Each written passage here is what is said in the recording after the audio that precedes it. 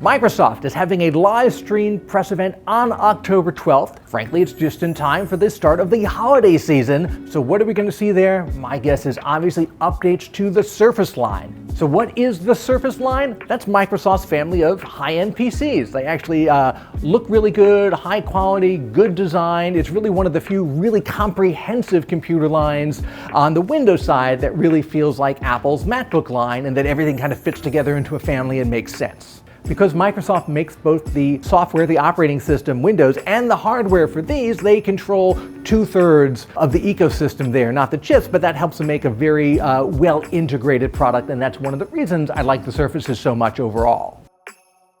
So there are a bunch of different Surfaces. There are laptops, there are tablets, there are desktops. They're all at different levels of updatedness. Some have been updated recently, some are really out of date. So looking at that information and the history of the Surface line over the last 10 years, you get a pretty good idea of what they might have at this event. It's also interesting because this is the 10th anniversary of the Surface line, 2022. It started way back in 2012 with the original Surface, which ran Windows RT.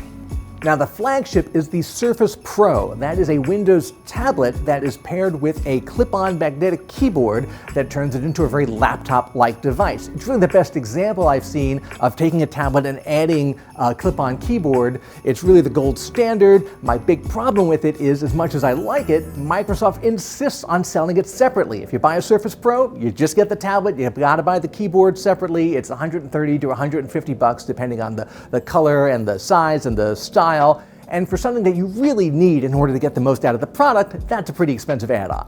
My other issue with the Surface Pro line is that the design has not really changed much in the last several years. It's fine, but so many other PC makers have really stepped up their designs. I would love to see this get some sort of more modern feeling overhaul. Now, if we do see a new Surface Pro, it's probably going to be called the Surface Pro 9, because the last one from about a year ago was the Surface Pro 8. What's going to be different in a Surface Pro 9? At the very least, probably a new CPU, 12th generation Intel chips. Maybe they'll fold the ARM version into this and you'll be able to get either an Intel version or an ARM version. Previously, there was a separate product called the Surface Pro X that was almost exactly the same, except it had ARM chips in it. There's certainly a reasonable chance they'll fold those two product lines in together.